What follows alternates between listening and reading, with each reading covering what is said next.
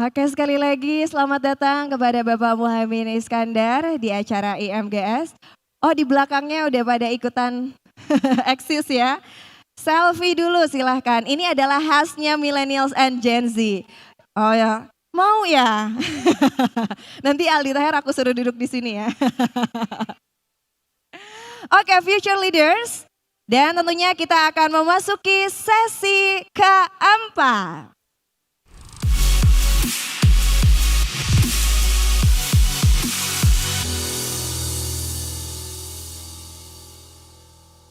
Future Leaders, pemilu sudah dekat dan ini sebentar lagi.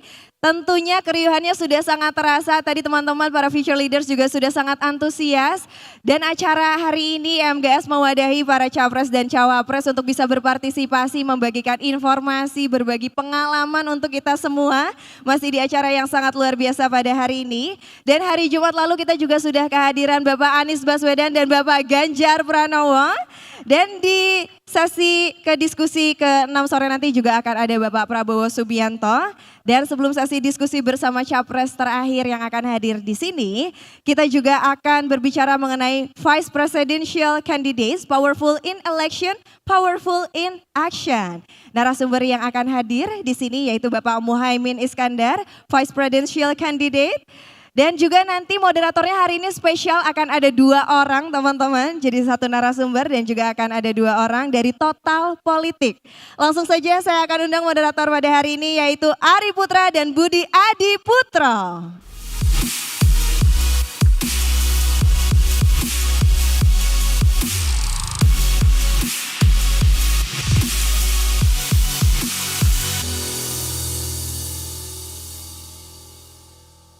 Cek. Halo. Oi. Selamat siang teman-teman. Apa panggilannya Future Leaders, ya kan? Apa panggilannya? Bener kan? Mana FD? Future Leaders ya. Ini gua agak ragu-ragu tadi mau manggil Future Leaders. Kata Caiman, lah Future Leadersnya kan gua bukan mereka katanya. Biasanya ini tulisan kayak gini Vice Presidential Candidate ini ada di billboard ya. Iya. Sekarang ada di backdropnya IDN Times ini tulisannya ini. Betul. Ya. Nah gimana Ri? Ya. Menarik nih Ri, hari ini Ri. Betul juga Panggung kita. Total Politik dan pertama-tama sebelum kita akan mulai sesi VP Candidate kali ini. Ya perkenalkan dulu ya, kami dari Total Politik. Betul. Nama saya Budi. Dan saya Ari dan kita kurang relate sama Gen Z ini sebenarnya ya. Karena narasumber kita biasanya penerima vaksin tahap pertama prioritas. Betul. Ya kan? Yang di kantongnya bukan vitamin C tapi obat anti kolesterol. Iya, kalau teman-teman ketemu teman-teman lainnya biasanya pamer-pameran handphone gitu kan, jam tangan. Kalau mereka kalau kumpul pamer-pameran obat, nih lebih bantet nih obat nih. Oke ya, kita Budi ya. Gua Budi, lo Ari. Kalau kita digabung jadi apa nih? Enggak relate sama Menkominfo mereka. Iya. Oke. Ya, kita ada sarung nih, Dit. Coba kita tes ya. Ngapain mereka harus sarung? Kena. Kayaknya salah. Kayaknya salah deh. Kayaknya lu kurang ahli deh. Enggak lu sakit cuk. Beneran. Langsung aja Dit kita panggilkan ahlinya. Ya, ahli pemakai sarung. Iya, siapa aja lagi kalau bukan? The one and only Muhaimin Iskandar.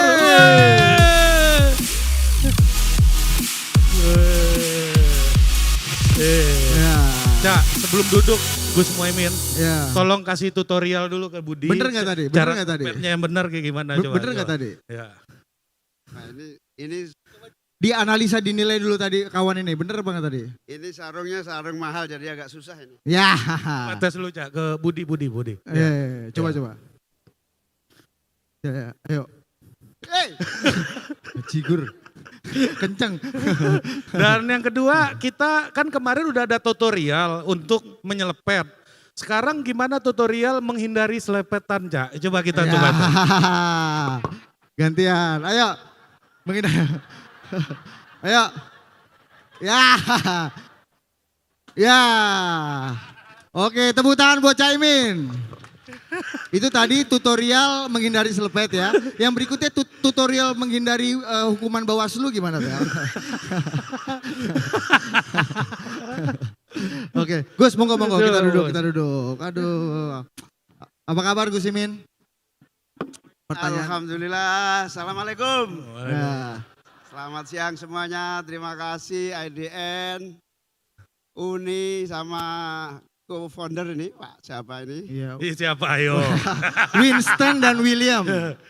Wisdom dan William, terima kasih atas undangannya. Saya ini sudah lama menghindari dua orang ini. Di Total Politik karena takut saya mau datang, nggak taunya ada dua orang di sini, nasib ini. Iya.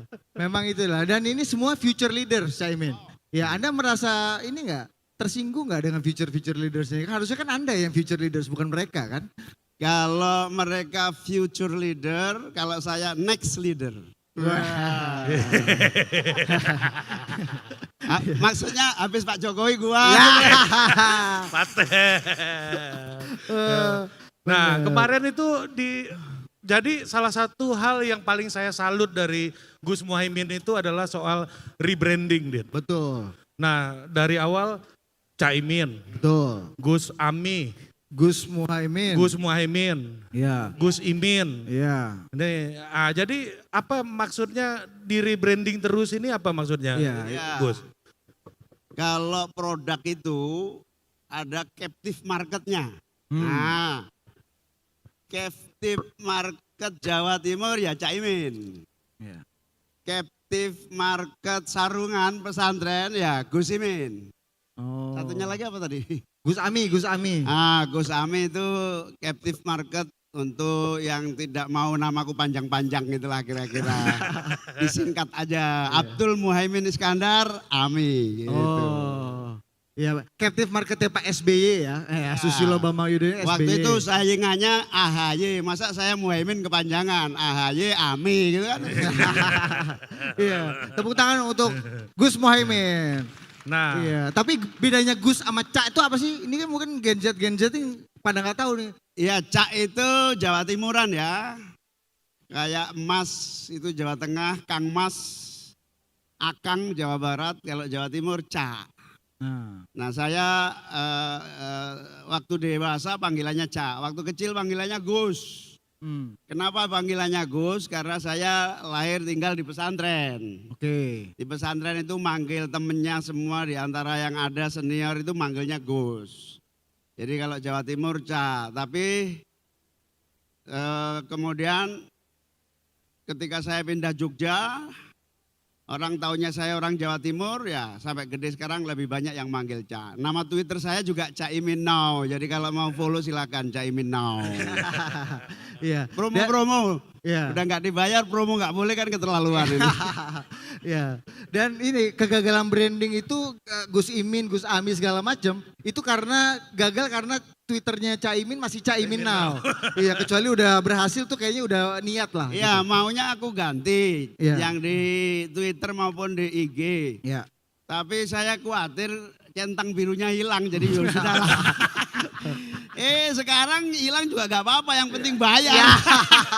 Nyesel juga gua kagak ganti itu. Iya. gimana perasaan Gus Imin melihat banyak centang biru bayar, ternyata banyak orang Indonesia yang pengen dianggap penting gitu loh. Jadi gimana? Ya, waktu belum bayar saya sudah centang biru ya, mohon maaf aja. Jadi Iya. Itu dulu nggak bayar pas Nggak centang birunya bayar. enggak? Iya. nggak bayar. Dulu dapat centang biru itu karena dua hal. Satu, ketekunan. Maksudnya sering-sering nge-tweet lah Oh, gitu loh. iya, iya. Itu kalau sering nge-tweet itu akan dapat centang biru. Yang kedua, ini apa namanya, ikut engagementnya tinggi, kira-kira Oh. gitulah, identitasnya jelas. Iya. Nah sekarang siapapun yang bayar bisa deketin pemiliknya, si paman siapa? Paman ini Elon Musk. Ya paman Sopo Paman Mas, Gober. paman Mas. Paman Mas ya. Emang dia yang punya Meta ya? Oh Twitter. Iya, Twitter, dia yang punya. Twitter. Benar-benar. Gus, tapi kan gini, kita bicara politik hari inilah. Yes. Kita bicara politik kekinian. Banyak yang nggak nyangka itu Anda tuh bisa jadi cawapres.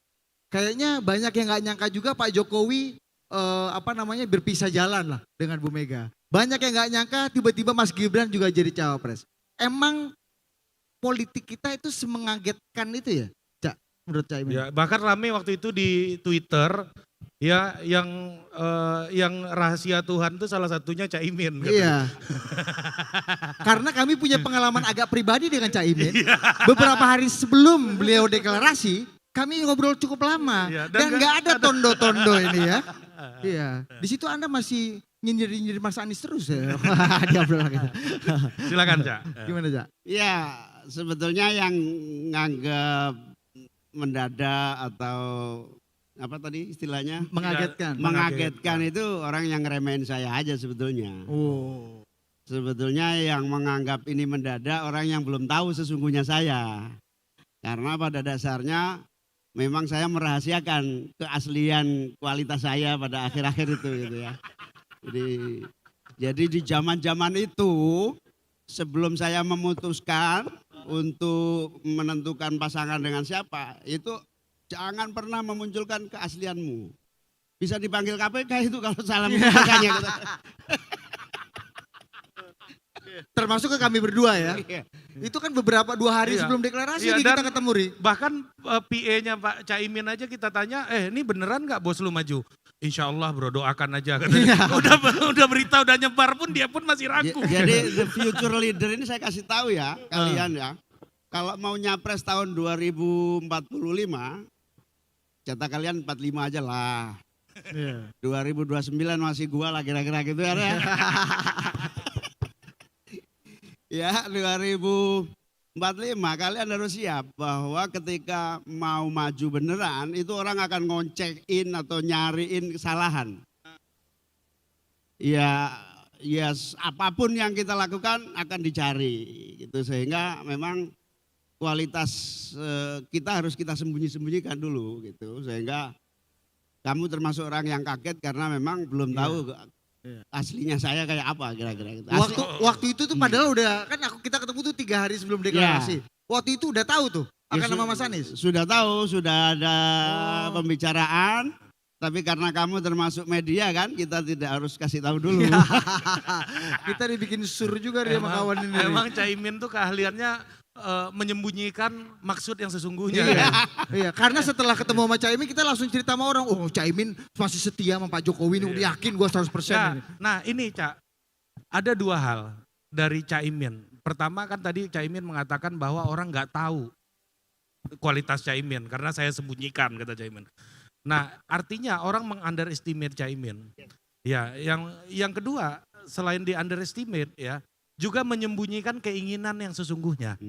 Ya, nah belajar dari Caimin 2 hal itu, apa sih enaknya dan gak enaknya dianggap remeh orang, Cak? Underdog. Iya, yang pertama kalau kita dihitung underdog itu maka cenderung tidak akan dianggap membahayakan. Kayak sekarang ini saya tidak membahagiakan siapapun. Karena semua survei menyatakan posisi saya nomor 3. Jadi tolong Udah ada nomor 2 aja. Tolong lembaga survei letakkan kita di nomor 3 terus.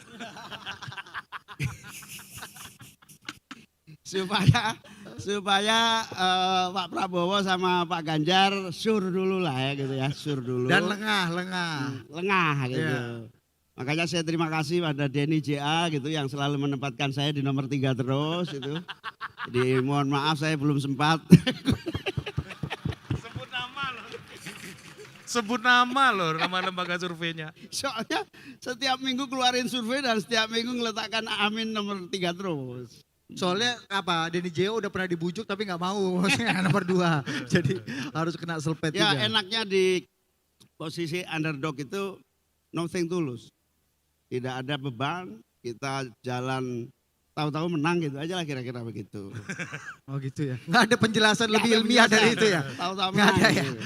Nah tapi Caimin ini menarik kan, Caimin bilang pokoknya kita harus menyembunyikan dulu keinginan Iya, kita. iya. Birahi politik kita. Kan bagi orang semua. politik gak gampang. Betul. Cak. Orang Orang kan- politik itu kan yang penting petantang-petenteng kan, gagah-gagahan terus. Dan lu harus terlihat niat untuk bisa dilirik dan dianggap serius sama orang. Iya. Nah, itu anggapan itu gimana? Termasuk juga untuk para future leaders nih yang mungkin pengen masuk politik, Iya. pengen naik pangkat, pengen ditugasin Mbak Uni Lubis pergi ke luar negeri gitu, biasanya Iya. dinas luar negeri Iya, gitu. tiba-tiba ada anak ADN dikirim ke Zimbabwe sama Mbak Uni kan Iya. nggak tahu kita kan. Ke Kenya gitu Iya. kan ya. Sorry minum dulu ya. Ya ya Iya, ya. silakan. Ya. Lu bukain. Oh iya, iya, nggak- Cawapres itu bos. iya hijau. Oh botolnya hijau bos. Iya. Iya. Botolnya hijau itu antara air mahal atau jin nih sih jadi biasanya. Ya, Nah itu silakan. gimana tuh Caimin? Menyembunyikan niat, keinginan. Apakah memang itu kunci kesuksesan Kan Gen di Z politik? ini kan show force terus sama keinginannya semuanya. Apalagi di media sosial nih. Ya, Dia kalau- melukat aja harus lapor dulu ke media sosial. Sebetulnya kalau mau jujur sih saya bukan kategori orang yang menyembunyikan keinginan. Iya. Sebagai ketua umum partai, sebagai kader NU, sebagai aktivis dari zaman dulu, saya tidak mungkin menyembunyikan identitas maupun keinginan karena memang ditugaskan untuk merebut posisi presiden. Tugasnya memang begitu. Sebagai ketua umum punya ideologi, punya cita-cita, punya gagasan, punya rencana, punya teori yang harus dipraktekkan di dalam pemerintahan. Nah, saya termasuk orang yang tidak pernah menyembunyikan tugas itu. Berbeda dengan politisi-politisi yang lain, menteri-menteri banyak ini, banyak menteri yang nggak pernah ngaku politisi, padahal menteri-menteri itu politisi semua. Oh gitu. Iya, dia bilang Kan ada yang bilang dari profesional gitu. tuh, saya Pak. bukan politisi, saya netral, saya tidak pernah berpolitik. Lu jadi menteri itu udah politisi. Karena enggak mungkin seseorang menduduki jabatan politik tertentu, apalagi kabinet gitu, bukan jabatan politik. Menteri itu kabinet politik. Jadi kalau ada menteri ngaku bukan politisi itu bullshit itu, kira-kira bohong, kira-kira gitu. Karena untuk sampai duduk di jabatan politik tertentu dia harus beradaptasi, struggle, kemudian mencapai tahapan-tahapan proses seleksi. Begitu juga kompetisi. Apa sih sebetulnya yang memotivasi kita untuk memunculkan keinginan politik? Motivasinya nggak ada lain kecuali agar gagasan kita tersalurkan. Kepada kaum muda ini saya sampaikan bahwa mau tidak mau jalan paling cepat untuk memperbaiki keadaan, memperbaiki nasib, memperbaiki sistem, memperbaiki ya jalannya gagasan ini efektif, itu hanya satu, politik. Politik adalah jalan tol untuk mencapai beberapa target apa yang menjadi harapan kita. Kalau mau cepat, contohnya sederhana, anak-anak sekarang ini hampir susah menjadi pengusaha kan? Ya. Susah. Mau kredit nggak dipercaya, mau mau kerja agak sulit. Tapi pinjol gampang, Cak. Pinjol ditipu pinjol di mana-mana. Pinjol gagal judi online gitu kan. Nah, kalian akan jadi korban terus kalau begini. Satu-satunya jalan cepat untuk mengatasi itu ya politik. Politik harus menjadi bagian dari nafas semua langkah-langkah kita. Nah, itu yang namanya politik itu sarana, jalan. Tujuannya apa? Ya tujuannya masing-masing punya. Kalau PKB partai tujuan ideologinya ada, yaitu misalnya terwujudnya keadilan, gitu misalnya. Kalau pribadi-pribadi kan ada dua jenis partai di Indonesia ini. Partai yang punya ideologi, gagasan, cita-cita, teori, warisan ajaran. Ada juga partai yang memang dibuat berdasarkan kepentingan-kepentingan yang terorganisir. Nah tergantung kalau organisasi yang terorganisir ini ya asal cocok artikulasi kepentingannya nyambung ya jalan. Ya jadi tinggal pilih mau yang mana gitu. Kalau Caimin siapa sih sebenarnya konstituennya, Cak? Kalau di politik kan kita harus memilih seperti yang Caimin sudah singgung tadi, captive marketnya itu siapa? Ya captive market PKB itu sebetulnya 3 ya. Yang pertama lahirnya dari NU. NU ini organisasi keagamaan paling besar di Indonesia yang dilahirkan oleh Kiai Hasyim Asy'ari tahun 1926 setelah Muhammadiyah. Jadi kalau ada yang belum tahu NU itu kira-kira adik tirinya Muhammadiyah kira-kira gitulah. Kalau mau tahu NU. NU itu adik tirinya Muhammadiyah, lahir setelah Muhammadiyah lahir. Nah NU ini Bapaknya siapa, ibunya siapa itu, Kak? bapaknya ya negara ini kira-kira begitu. Nah NU lahir lalu punya kekuatan pendukung, pesantren, kemudian lembaga-lembaga pendidikannya itu puluhan ribu yang ada di dalam naungan NU itu kira-kira kemudian juga ada organ-organ pemuda, organ-organ perempuan, organ-organ macam-macam. Nah ini punya konstituen utama yang melahirkan saya, melahirkan PKB. Nah yang kedua bangsa baru. Bangsa baru itu lahir tumbuh yang non-NU gitulah. Yang non-NU ini kalau di PKB banyak, misalnya ada Daniel Johan, ada yang basis-basisnya macam-macam, kultur, region dari luar Jawa, dari NTT, ada dari background agama, berbeda-beda agama, berbeda-beda suku, itu konstituen baru, itu cukup besar. Jadi orang-orang yang pluralis, orang-orang yang berbineka tunggal ika, orang-orang yang punya komitmen kebangsaan yang tinggi juga mengakuilah kalau Indonesia selama ada PKB insya Allah nggak ada lah yang namanya radikal-radikal, kira-kira begitu. Undang-undang yang akan dibuat tidak akan melenceng dari komitmen kebangsaan yang berbasis Pancasila, Undang-Undang Dasar 45. Itu pendukungnya kuat ini. Ini mirip-mirip PDIP, Golkar, Gerindra gitulah, tapi dengan tumpukan-tumpukan konstituen. Nah yang ketiga tentu floating yang setiap saat kita dapatkan di pemilu. Orang hari ini kira-kira gak cocok sama Prabowo, gak cocok sama Ganjar, kira-kira ya milih Anies saja lah daripada milih Anies. Kemudian ya milih PKB juga lah, kira-kira gitu lah, kira-kira gitu. Ini gak ada penjelasan ilmiahnya ya. Nah, jadi pertanyaannya gini ya, tadi udah sebut segmen NU.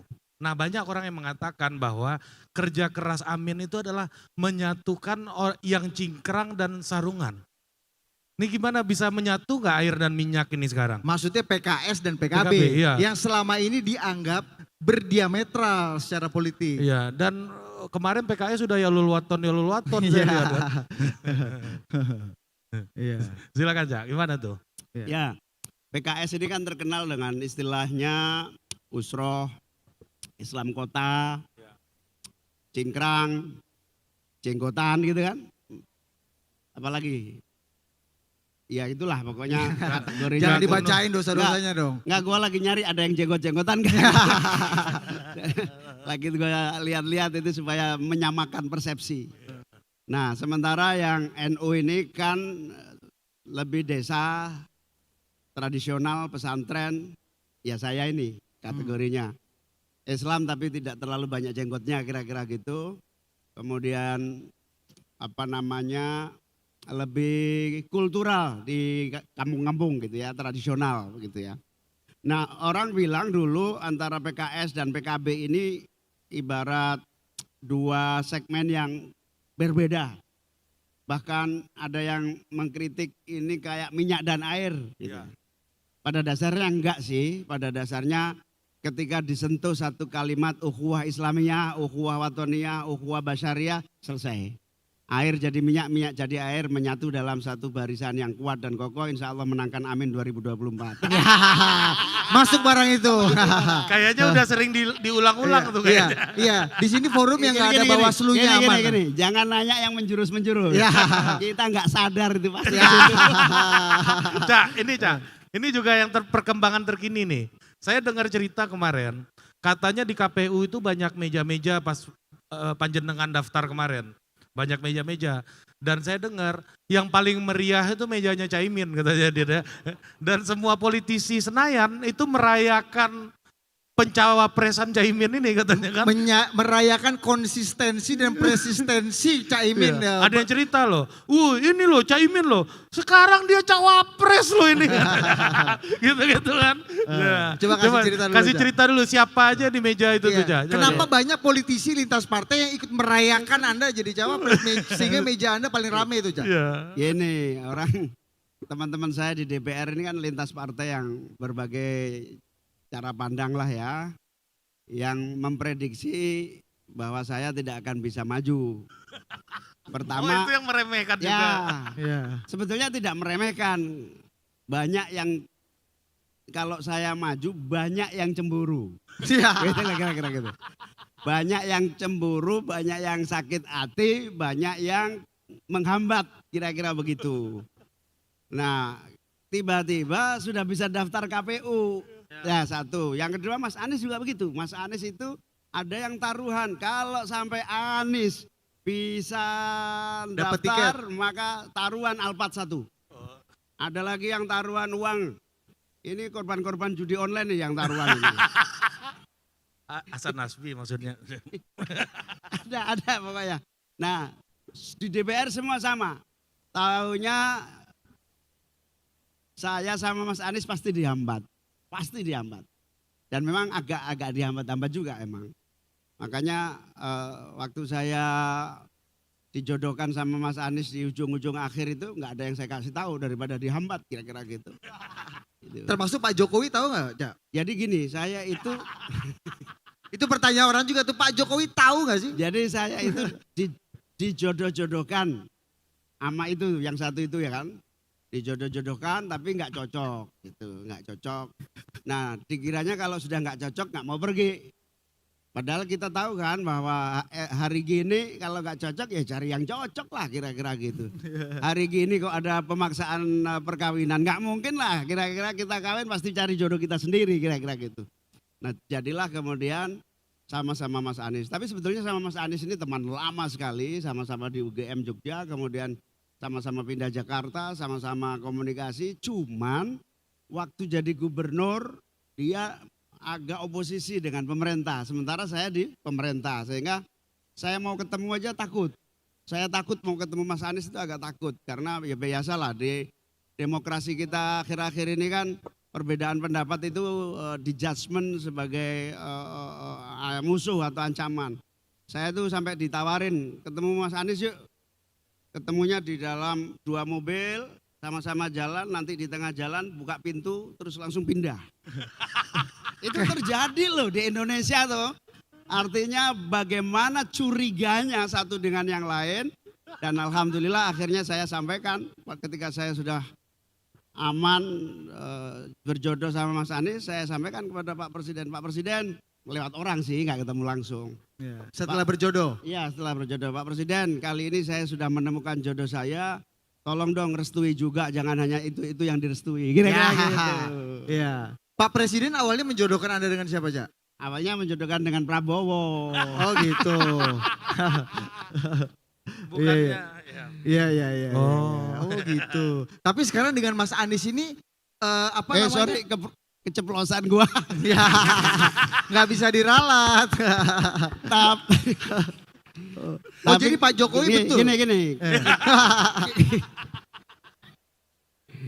Sorry Pak Jokowi.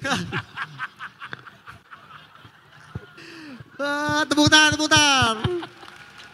Ayo, ungkap lagi. Gimana, Cak? Pak Saya itu menghindari ketemu total politik. Itu ya seperti ini. Nggak taunya Uni mempertemukan mereka di sini kan kacau ini. Ya. Ini nggak dikasih tahu Mbak sama beliau. Bakal kepancing-pancing seperti ini. Nah, Saya nggak tahu dia, nggak tahu. Menghindari 2 oknum nggak jelas ini begini-begini nih. Ketemunya di sini juga. Oh jadi Pak Jokowi awalnya menjodohkan Enggak. Ya. Cak, tapi kan Iya, udah kita hargai lah rahasia Caimin ini ya. Tapi yang orang perlu tahu juga, Cak, ini kan Mas Anies selama ini jualannya perubahan. Ingin melakukan perubahan dan mengkoreksi atas apa yang telah dilakukan Pak Jokowi 10 tahun terakhir. Makanya koalisinya perubahan. Caimin sendiri yang bagian dari 10 tahun ini konsisten dengan itu apa? Ada produk derivatif lain ya udah mulai Jadi geser ketika kita ketemu mertua baru saya itu Surya Paloh maksudnya. Mertua lama Pak Jokowi. Jadi ketika ketemu kepancing juga gua. Ketika ketemu Pak Surya Paloh tanggal 28 Agustus ini koalisi kami mau bubar nih, Min. Kami ingin alternatif nih. Kamu mau nggak gabung sama kita? Terus jadi apa saya di situ? Ya cawapres lah, dia bilang gitu kan. Kalau capres boleh nggak? Masih nawar. Ya, saya nawar. Kan Anies bukan partai saya bilang. Marah-marah Bang Surya. Lu dikasih hati minta rempel lo katanya gitu. Terus ya sudah akhirnya saya mau. Tapi syaratnya satu, kamu harus terima istilah perubahan. Koalisi perubahan, saya tolak. Enggak, saya minta waktu 2 hari, saya bilang. Saya tidak setuju perubahan. Minta waktu 2 hari itu untuk menerima jabatan cawapres apa koalisi, nama koalisi? Nama koalisi. Oh nama, cawapresnya udah mau? Cawapres sudah mau lah. Ya terpaksa daripada jomblo kan. Mending dapat jodoh daripada jomblo. Ini banyak yang jomblo kayak Erick Thohir, Ridwan Kamil. Itu survei tinggi semua, Cak. Hah? Survei tinggi semua itu. Hah? Survei tinggi semua itu. Tinggi versi Denny J.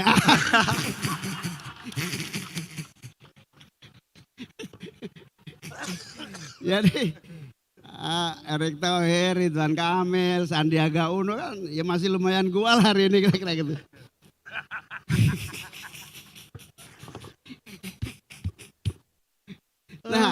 Nah, ketika ditawarkan istilah perubahan itu, terus terang kita agak keberatan karena saya khawatir ada ketersinggungan koalisi saya yang sekarang.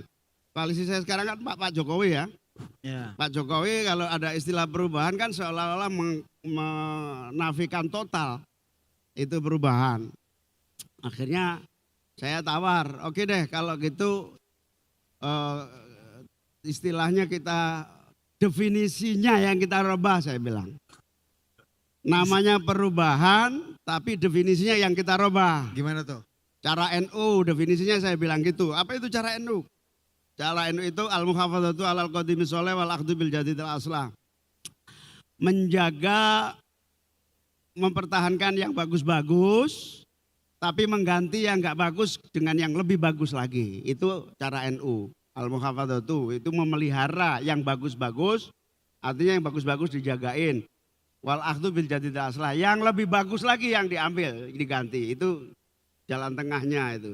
Nah akhirnya kompromi soal definisi. Nah setelah kompromi soal definisi terjadilah koalisi, deklarasi, kemudian saya keliling mulai dari Sumatera sampai Papua.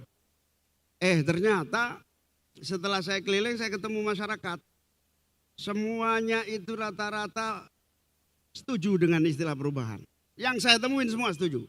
Karena rata-rata rakyat itu kira-kira begini, ini nasib kok begini-begini aja ya dari dulu. 20 tahun terakhir ini kok nasib nggak terlalu signifikan perubahan.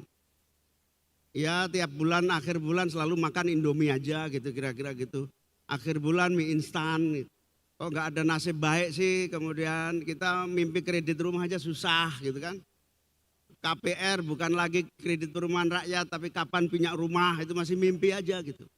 Kemudian banyak 20 tahun terakhir ini kami kok ya pertanian begini-begini aja. Lalu apa dong? Ya perubahan. Rata-rata perubahan. Kalau mau nasib baik ya perubahan, nggak mungkin nggak perubahan. Kalau nggak perubahan ya begini-begini seperti 20 tahun terakhir gitu. Makanya kemudian sepulang dari keliling kira-kira 1,5 bulan saya keliling, saya balik ketemu mertua baru Bu Surya Paloh maksudnya. Ketemu Pak Surya Paloh. Pak Surya Paloh saya terima 100% definisi perubahan yang kamu maksud dan kita ingin perubahan sesungguhnya. Saya bilang gitu. Itu setelah 2 hari waktu? Setelah 1 bulan. 1 bulan, oh. Setelah 1 bulan saya keliling gitu. Akhirnya habis itu semakin yakin. bahkan akhirnya koalisi perubahan dan persatuan diganti. Tidak lagi koalisi perubahan dan persatuan, hanya satu kata yaitu koalisi perubahan. Wah. Karena kesimpulannya apa? Kesimpulannya the silent hope itu, harapan yang tertutup di rakyat itu. Orang Jawa itu begini, orang Jawa itu cenderung trimo ing pandum, menerima nasib, sabar, apalagi ikhlas. Itu orang Jawa.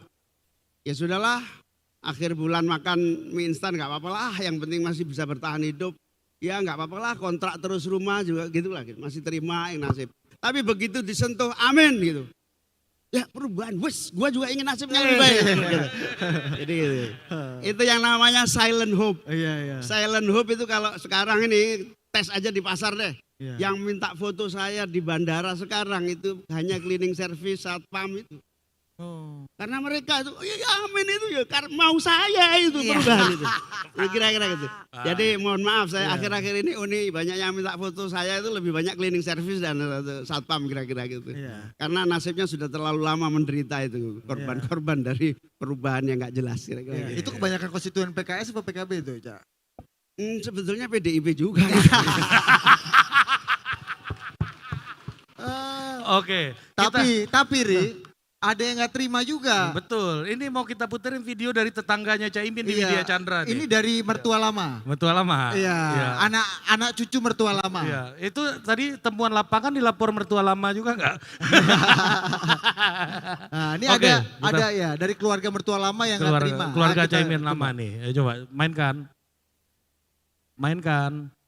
Anies kan selama ini kan perubahan dan nyerang Jokowi terus kan. Iya. Tiba masuk Barang ini. Caimin kan koalisi pemerintahan. Gimana? Ya kan? Saya nggak yakin apa penguatan perubahan itu akan menjadi jualannya koalisi ini itu karena di situ ada Caimin. Dan Nasdem juga ada di pemerintahan sekarang. Kata orang ngapain lo berubah-berubah kan sama sekarang di perahunya Jokowi juga itu kan. Gitu loh. Jadi menurut saya ada gombalnya juga itu. Iya. Apalagi ada kampanye katanya kan BBM mau gratis. Waduh, seorang itu tipu-tipu rakyat itu. Iya kan? Tipe-tipe kampung ya. Sebagai bagian dari ini kan pemain makanya. lama. Ini Anies tuh udah nggak relevan lagi ngomong perubahan. Nggak relevan. Apa dia mau itu?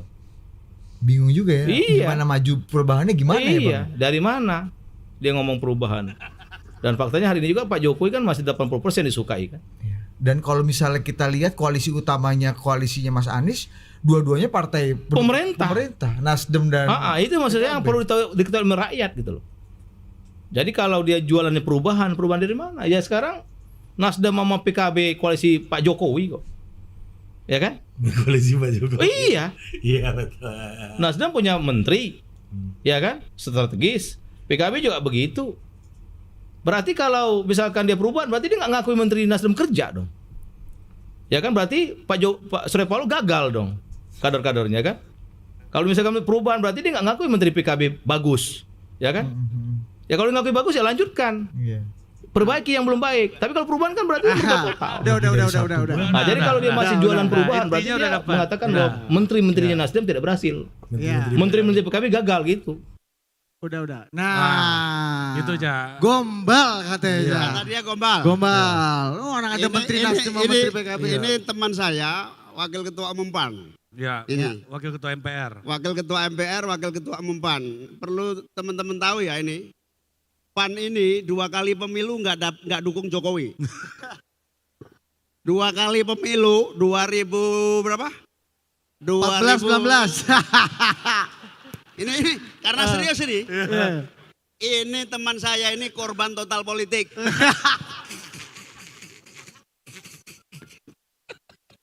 Jadi si Yandri ini adalah PAN. Bilang saya nggak konsisten karena koalisi Jokowi tapi juga idenya perubahan.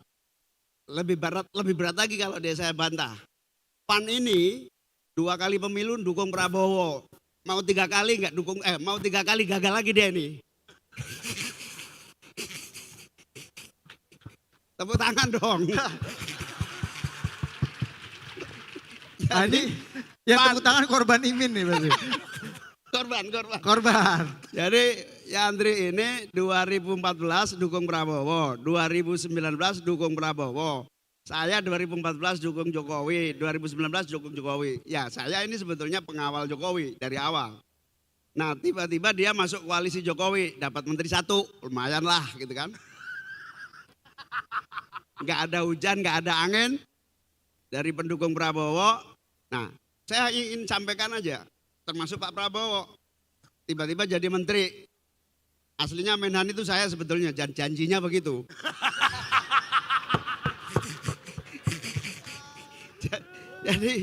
Jadi tiba-tiba Pak Prabowo masuk. Jadi koalisi ini adalah koalisi yang tidak bisa disebut dalam pemerintahan atau di luar pemerintahan. Koalisi ini adalah koalisi yang memang berkembang, fleksibel, kemudian sangat cair gitu ya, sangat cair gitu. Sangat cair gitu. Setiap saat orang bisa menjadi bagian dari koalisi besar ini. Jadi menurut saya tinggal memaknai perubahan. Menurut saya banyak hal yang bisa dipertahankan dari pemerintahan ini. Misalnya menjaga pertumbuhan ekonomi yang bagus. ya oke lah kita bisa lihat pertumbuhannya bisa 5% gitu. Nanti kalau Amin menang bisa 7% kira-kira gitu. Itu namanya perubahan. Perubahan begitu. Nah, yang nggak benar banyak juga yang nggak benar yang harus dirubah. Banyak sekali. Ini nih, Pemret ini. Forum Pemret sudah menyatakan ini harus ada banyak perubahan. Juga Gunawan Muhammad semua bilang ini perlu perubahan. Semua bilang perubahan. Udahlah pokoknya perubahan itu nggak akan bisa dibendung karena inginnya perubahan dan perbaikan dari semua keadaan kena ini. bawa-bawa juga Mas. Ya, iya bener loh. Bila kalian mau makan mie instan terus akhir bulan nggak mungkin juga harus perubahan supaya kalian lebih makannya lebih bergizi. Itu kira-kira gitu. Nah, karena itu yang bagus mungkin harus kita pertahankan, tapi yang nggak benar ini 20 tahun ini kita impor pangan sampai hari ini pangan bahaya ini, ya kita harus berubah. Berarti menjadi yang kalau lebih baik. perubahan tuh kata Bang Yandri tadi gitu Gus. Berarti menterinya Caimin nggak kerja dong. Iya. Sehingga perlu perubahan kata dia. Menterinya Nasdem Pak Surya nggak kerja dong. Gitu. Iya. Ya buktinya prestasinya lumayan bagus juga sih gitu kan. Ya kalau bagus kenapa harus dirubah? Kenapa nggak dilanjutin aja? Iya, lanjutkan pertahankan. Yang bagus pertahankan. Loh, salah satu definisi yang bagus lanjutkan itu ya menteri-menteri PKB lanjutkan. Gimana nggak cerdas dia ini? Oke, Oke. kita kasih rakyat nanya ya. Iya. Ada dialog. Ada. Fox Populi, ayo. Iya. Siapa mau nanya? Ya. Nanya apa aja saja nama-nama ikan. Udah, ayo. Nanya apa aja boleh asal jangan nama-nama ikan ya. Ayo, udah langsung ngomong. Ngantri. Langsung. Jangan orasi dulu Anda, langsung ke pertanyaan aja. Ya. Dikaitkan. Kasih konteks tipis boleh lah. Yo, Iya. lanjut. Saya Nama? mau nanya Pak, oh ya. Perkenalkan nama saya Noval Anu Prawira. Siapa? Noval. Oval. Oke. Iya. Iya. Saya menanya terkait omongan Bapak yang kemarin di Universitas Muhammadiyah soal evaluasi dana desa. Nah, katanya kan dari pusat biar langsung turun tuh biar kayak hujan langsung terkena ke tanah. Gak ke kalau lewat talang segala macam cuma 30%. Nah, yang ada Pak, faktanya sekarang ini banyak aparatur kepala desa yang demo untuk menambah masa jabatan. Bahkan kurangnya transparansi dana desa. Oke. Nah, Pertanyaannya. tadi kan Bapak bilang kita itu harus menyembunyikan kualitas gitu-gitu lah. Pas untuk diri Bapak ya waktu itu ya mungkin. Terus gimana kita sebagai anak muda itu menyembunyikan kualitas itu kalau misal ya kayak misal ingin menyalonkan kepala desa lah Pak gitu. Oke. Nah pertanyaannya yang terjadi faktanya tuh kan itu Pak malah yang terjadi sekarang banyak kepala desa tuh yang kolot-kolot gitu yang di desa-desa. Dan untuk di desa itu kalau kayak KPK lebih susah menyorot langsung ke bawah Pak. Oke. Oke. Oke, udah dapat. Intinya Anda minta restu Caimin mau maju Iya. kepala desa. Enggak. Ya, Masih ini, jauh Pak. Pak, ini pertanyaan titipan ini Bos ini ya. Iya. Oke, Iya. Ini satu dari- lagi terakhir. Ini waktunya udah nggak banyak. Iya. Terakhir aja. Ayo. Yo. Iya. Boleh. Cik. Oke. Ya. Dana desa. Perkenalkan nama saya Aji. Ya. Ya. Mau bertanya Kak, Pak Caimin. Tadi Iya. kan Caimin Cepat apa Kasih Caimin? dulu cepet mau Ya. Pak, mau Gus, mau Ca, ayo cepet. tadi kan dibahas banyak banget perubahan dan perubahan. Nah, Nah, itu langkah konkret apa, langkah pasti apa yang akan Bapak lakukan ketika Bapak terpilih menjadi cawapres? ya. Kemudian aksi nyatanya itu apa aja? Terima kasih. Oke. Wah. Nah, ini konstituen PDI nih kayaknya, Pak. Terakhir. Boleh satu, ya. Sebut partai apa? Tes. Ya. Jawa. Oke. Halo Caimin, selamat siang Cak. Wah, ini yang paling yakin ini dari tadi nih. Tadi masih terjebak rebranding panjenengan ini loh, Cak. Oke. Silakan. Sebelumnya saya mau apresiasi dulu ke Caimin. Terima kasih Pak atas segala kontribusi Bapak untuk negeri ini, maupun selama ini maupun yang akan datang. Mungkin boleh teman-teman tepuk tangannya untuk Caimin. Ya. Saya Hukama Cak, Gen Z kelahiran 2001 yang cukup tertarik dengan konsep duit kolaboratif duit tunggal yang cukup digaungkan oleh Mas Oke. Anies dan Caimin. Pertanyaan. Bagaimana kita para Gen Z mengimplementasikan dan mengenhance performa kita para Gen Z di masa mendatang menggunakan konsep dari duit tunggal ini. Oke. Dan bukan hanya di panggung politik, namun juga organisasi, bisnis, maupun Oke. berbagai aktivitas di masa depan. Siap. Thank you Caimin. Oke, Oke. pertanyaan berikutnya dari Deddy Kobuzier ya. Ya. Dan kita sudah Kasih- kedatangan kasih mikrofon, Dedi. perwakilan TNI tolong AD kasih- ya, Letkol tituler Iya, Deddy ya. Kobuzer. Nih dari kubu oposisinya Caimin. Ya. Coba Anda nanya dulu. Apa ini tiba-tiba? Pertanyaan dari TNI buat Caimin apa? Coba. Boleh, boleh. Jangan bawa TNI dong. Pertanyaan bela negara untuk Caimin. Bela negara, ya. Dia udah pakai hijau, tinggal dikasih pangkat aja. Pak, apa kabar Pak? Iya. Luar biasa. Beliau satu-satunya yang berani datang ke podcast saya. Ketika saya undang yang lain, yang berani datang cuman beliau. Luar biasa Pak. Saya nggak tahu luar biasa atau blunder itu Pak, tapi luar biasa Pak. Tanya dulu, kasih tanya dulu pertanyaan satu. Pertanyaan Nanya. Untuk Indonesia. untuk, Iya. oh pokoknya nanya gitu. Iya. Reformasi TNI kayak apa gitu loh, boleh. Oh, wah kalau suruh nanya agak Soal sulit. nih. alutsista juga boleh. Alutsista, nggak nangkep dong ya. Ya, Pak, Dassault oke Rafale nanya gitu. mungkin yang sederhana-sederhananya aja ya Pak ya. Dengan pertempuran yang dua itu Bapak merasa diuntungkan nggak Pak?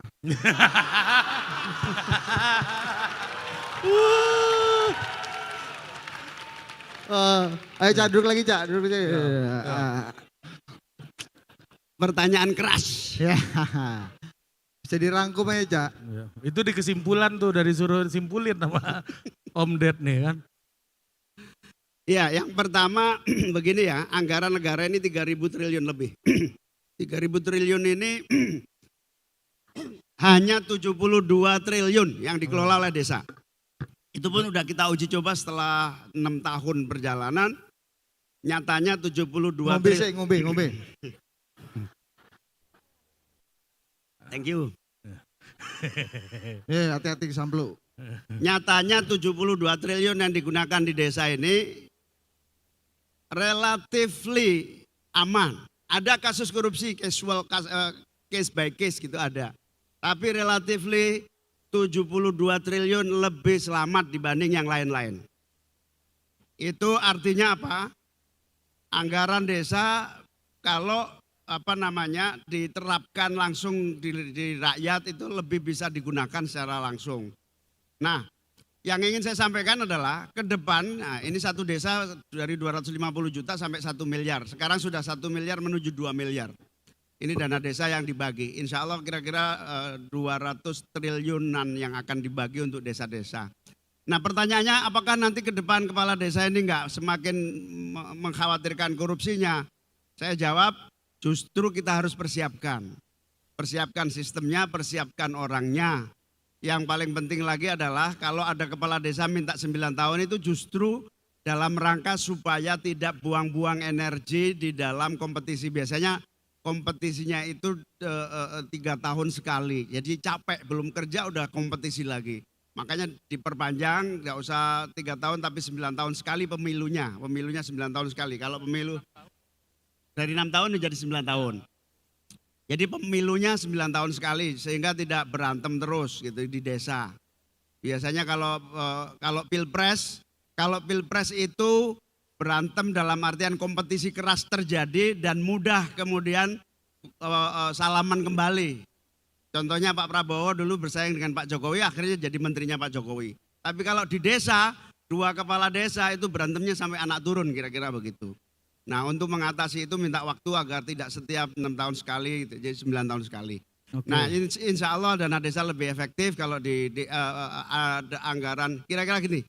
Telah banyak terjadi korupsi di pusat, kita ingin mulai pembangunan di bawah.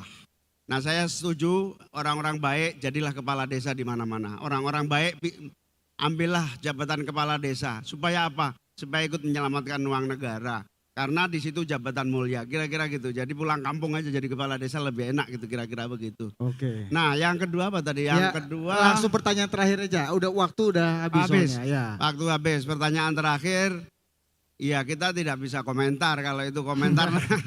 Itu komentar yang berbahaya. Gak bahaya tak? Oke, terakhir dari kita ini ada trivia question untuk Caimin. Ya, silakan dijawab, pilih yang mana. Oke.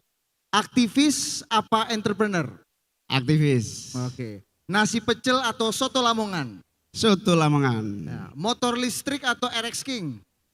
Motor listrik. Nah. Gua nggak bilang Vespa loh ya. Menteri atau ketum partai? Ketum partai. Nah, Lebih berkuasa ya. Dewa 19 atau Coldplay? Berkelas dunia dong. Ya, itu udah kelas-kelas banget itu. Dewa 19 atau Coldplay? Dewa 19. Ya. Oke, kalau Dewa 19, Ari Lasso atau Once? Ari Lasso. NU atau PKB? Nanti kalau udah pensiun aku NU aja. Adi tentang anak presiden. Gibran atau Yeni Wahid? Ya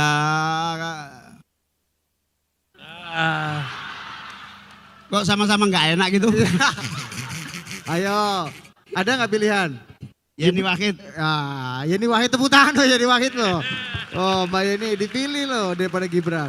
Nah ini tentang presiden. Megawati atau Jokowi? Jokowi.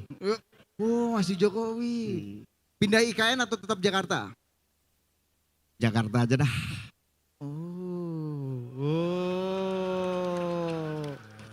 Terjawab ya. Setuju nggak?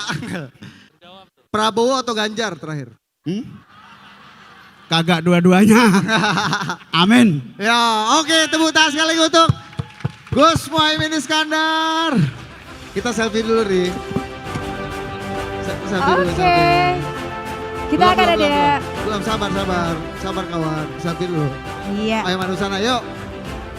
Dan tentunya kita juga akan ada plakat penghargaan dulu. Kami mengundang Ibu Uni Lubis Editor in Chief IDN Times untuk bisa memberikan plakat penghargaan kepada narasumber kita, kepada Cak Imin dan juga Total Politik.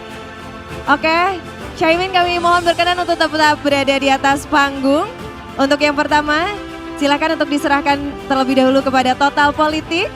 Iya, ini kepada Mas Ari Putra. Oke, dan untuk selanjutnya kepada Mas Budi Adi Putro. Setelah ini silakan. Iya, untuk selanjutnya kepada Mas Budi Adi Putro. Wah, ini luar biasa sekali dari Total Politik. Iya, dan yang terakhir ini kepada Cak Imin. Yeay. Baik, dan kami juga mengundang Pak Winston, kami persilahkan untuk bergabung. Ini akan ada penyerahan dan Pak William juga silakan bergabung. Akan ada penyerahan papan catur. Boleh kita beri tepuk tangan yang meriah. Ini dia ada penyerahan papan catur langsung dari IDN kepada Cak Imin. Langsung didampingi oleh Ibu Uni Lubis dan juga Bapak William Utama. Kita akan berfoto bersama, silakan Mas Ari dan juga Mas Budi untuk bisa bergabung bersama. Boleh lihat ke kamera? Oke, 1, 2, 3. Oke, tahan, kita akan ada video dulu, boleh dadah-dadah ke kamera. 1, 2, 3. Oke, terima kasih luar biasa sekali di sesi yang keempat. Teman-teman masih antusias? Oke, masih luar biasa sekali.